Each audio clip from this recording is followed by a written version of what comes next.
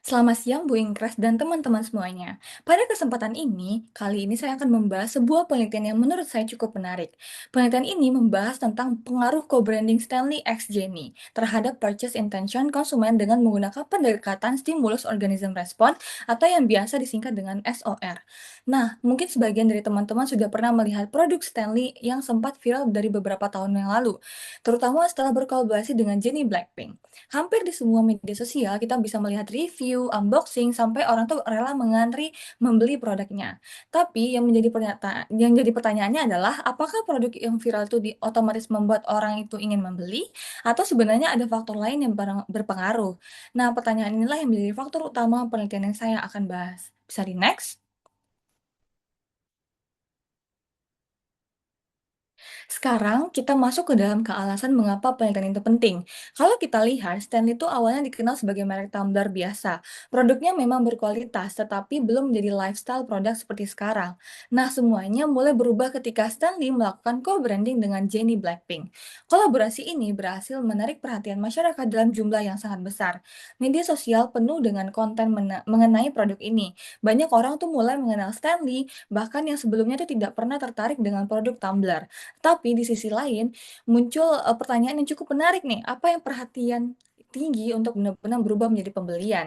Karena dalam perilaku konsumen, orang tuh biasa tertarik melihat sebuah produk, tapi belum tentu memiliki niat untuk membelinya. Nah, penelitian ini juga mencoba untuk menjawab pertanyaan tersebut. Bisa di-next? Selanjutnya kita masuk ke model penelitian yang digunakan. Penelitian ini menggunakan model stimulus organism response atau SOR. Kalau dijelaskan secara sederhana, model ini juga menjelaskan bagaimana seseorang mengambil keputusan sebelum membeli suatu produk. Bagian pertama adalah stimulus. Dalam penelitian ini, stimulusnya adalah co-branding Stanley dengan Jenny. Lalu stimulus tersebut memengaruhi organism, yaitu proses yang terjadi di dalam pikiran konsumen. Di sini diwakili oleh brand trust dan perceived value. Artinya, konsumen tuh mulai bertanya pada dirinya sendiri, apakah saya percaya dengan merek ini? Apakah produk itu benar-benar memiliki manfaat yang sesuai dengan harganya? Nah, setelah proses itu selesai, barulah muncul respon, yaitu purchase intention atau niat membeli. Di penelitian ini juga ditambah dengan EWAM sebagai variabel moderator. Jadi, review dan pengalaman pengguna lain tuh dapat memperkuat pengaruh co-branding terhadap keputusan konsumen. Jadi bisa disimpulkan bahwa keputusan membeli ternyata bukan proses yang instan. Ada beberapa tahapan psikologis yang dilalui konsumen terlebih dahulu. Bisa di-next? Nah, sekarang kita masuk ke bagian yang paling menarik, yaitu hasil penelitiannya. Dari penelitian ini ada beberapa temuan penting. Temuan yang pertama adalah perceived value ternyata menjadi faktor yang paling besar pengaruhnya terhadap purchase intention. Artinya apa? Artinya konsumen itu tidak membeli hanya karena produk itu sedang viral atau karena dipromosikan oleh Jenny. Mereka tuh membeli karena merasa produk tersebut tuh memang memberikan manfaat yang sesuai dengan harga yang mereka bayar. Misalnya, Stanley itu dikenal memiliki kualitas yang baik, mampu menjaga suhu minuman dalam waktu yang lama, desainnya menarik, dan juga memiliki daya tahan yang tinggi. Hal-hal seperti inilah yang akhirnya membuat konsumen itu merasa produk tersebut memiliki value. Temuan yang kedua adalah EWAM atau Electronic Word of Mouth juga memiliki peran yang sangat penting. Sekarang membeli sebuah produk tuh kebanyakan orang tuh pasti mencari review terlebih dahulu kan. Mereka tuh melihat dari pengalaman pengguna lain dari TikTok, Instagram, YouTube, atau platform e-commerce lainnya. Nah, ketika review mereka lihat mayoritas tuh positif positif, rasa percaya terhadap produk tuh juga ikut meningkat. Akibatnya, keinginan tuh untuk membeli menjadi lebih besar. Tetapi penelitian ini juga menemukan satu hal yang paling menarik nih. Walaupun cita mereka sangat baik dan kolaborasi mereka berhasil menciptakan hype yang sangat tinggi, harga tuh masih menjadi hambatan utama bagi sebagian konsumen. Jadi bisa disimpulkan bahwa hype tuh memang mampu menarik perhatian, tetapi yang benar-benar membuat orang tuh membeli adalah manfaat atau value yang mereka rasakan. Bisa di-next? Nah, setelah melihat hasil penelitian tadi, saya mencoba untuk membayangkan, kalau saya berada di posisi tim marketing Stanley, apa yang akan saya lakukan? Yang pertama, saya akan lebih memfokuskan membangun present value. Jadi bukan hanya menunjukkan bahwa produknya itu keren, tetapi juga menjelaskan manfaat nyata yang akan diperoleh konsumen. Misalnya, kualitas materialnya, daya tahannya, kemampuan menjaga suhu minuman, sampai garansi produk jika ada. Mmm Jika tersedia gitu. Misalnya yang kedua akan saya memperbanyak review asli dari pengguna nyata, karena berdasarkan penelitian tadi, review dari konsumen terbukti mampu meningkatkan kepercayaan calon pembeli. Kemudian saya juga tidak terlalu bergantung pada celebrity endorsement. Kolaborasi dengan public figure itu memang efektif untuk menarik perhatian di awal, tetapi setelah perhatian itu muncul, konsumen itu tetap membutuhkan alasan yang kuat untuk membeli. Terakhir, saya akan membangun komunitas pengguna Stanley. Ketika pelanggan merasa menjadi bagian dari sebuah komunitas, biasanya loyalitas mereka terhadap merek itu juga akan semakin tinggi. Bisa di-next? Selanjutnya, saya ingin membahas kelebihan dari penelitian ini. Menurut saya, salah satu kelebihan utamanya adalah objek penelitian yang digunakan sangat relevan dengan kondisi saat ini.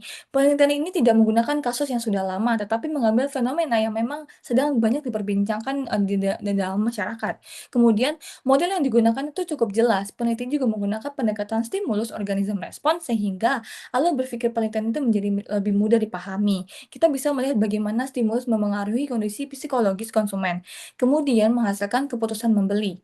Selain itu, hubungan antar variabel juga dibangun secara logis. Instrumen penelitian itu juga melalui uji validitas dan reliabilitas sehingga data yang digunakan tuh dapat dipercaya. Ditambah lagi, data yang diperoleh itu langsung dari konsumen yang menjadi target penelitian. Menurut saya, kombinasi dari beberapa hal tersebut membuat penelitian itu mampu menjelaskan faktor-faktor yang mempengaruhi purchase intention dengan cukup komprehensif. Bisa di-next? Walaupun penelitian ini sudah cukup baik, menurut saya masih ada beberapa hal yang bisa dikembangkan. Kalau saya menjadi penelitiannya, yang pertama itu adalah akan menambahkan jumlah responden. Semakin banyak responden terlibat maka penelitian itu biasanya akan semakin kuat dan lebih mudah digenerasikan. Kemudian saya juga menggunakan random sampling. Tujuannya adalah supaya semua anggota populasi itu memiliki kesempatan yang sama untuk untuk menjadi responden menjadi bagian potensi bias yang akan dikurangi. Selain itu, saya juga akan membandingkan Stanley dengan merek lain, misalnya dengan Hydro Flask atau Owala. Dengan begitu, kita tuh bisa mengetahui apakah penelitian tuh memang khusus terjadi, terhadap Stanley atau memang berlaku pada merek lain. Kemudian saya juga akan menambahkan metode wawancara. Karena melalui wawancara, peneliti juga bisa mendapatkan alasan-alasan yang mungkin tidak dapat dijelaskan, hanya melihat angka-angka dalam kuesioner. Dan terakhir, saya akan mempertimbangkan pengguna SMN atau PLS supaya hubungan antar variabel itu dapat dianalisis dengan, lebih mendalam. Bisa di-next? Kalau boleh jujur, sebelum membaca penelitian ini, saya tuh memiliki pemikiran yang cukup sederhana. Saya mengira kalau sebuah produk sudah viral, maka orang tuh pasti akan membelinya. Tetapi setelah memahami hasil penelitian ini, kenyataannya tidak sederhana itu. Viral tuh memang mampu menciptakan awareness. Orang tuh tidak menjadi tahu produknya. Orang menjadi penasaran, orang menjadi mencari informasi, tetapi semua itu belum tentu berakhir pada pembelian. Yang benar-benar membuat konsumen itu mengambil keputusan adalah ketika mereka merasa produk tersebut memberikan manfaat yang sesuai dengan kebutuhan mereka. Jadi pelajarannya adalah yang paling saya dapatkan dari penelitian ini adalah bahwa viral dan purchase itu merupakan dua hal yang berbeda. Viral tuh hanya untuk membuka perhatian orang-orang, sedangkan value itu akan mendorong seorang tuh masuk dan akhirnya membeli produk tersebut. Bisa di next? Nah, berdasarkan seluruh hasil penelitian tadi, penelitian itu memberikan 5 rekomendasi utama. Yang pertama adalah mempertahankan strategi co-branding dengan figur publik yang relevan, karena strategi ini terbukti mampu meningkatkan awareness terhadap merek. Yang kedua adalah meningkatkan represent value yang melalui edukasi produk. Artinya perusahaan tuh perlu menjelaskan kepada konsumen mengapa harga premium tersebut memang layak tuh dibayar. Yang ketiga yaitu memperbanyak user generated content atau review dari pengguna asli. Karena rekomendasi dari konsumen lain terbukti jauh lebih dipercaya dibandingkan promosi dari perusahaan. Yang keempat adalah menyediakan variasi produk agar, segmen konsumen itu dapat menjangkaunya. Dan yang terakhir adalah yang membangun komunitas pelanggan agar hubungan dengan konsumen itu tidak berhenti setelah proses pembelian. Kalau kita rangkum seluruh penelitian ini dalam satu alur yang sederhana, awalnya tuh perusahaan tuh membangun awareness, kemudian muncul trust, lalu konsumen tuh mulai merasakan value dari produk tersebut.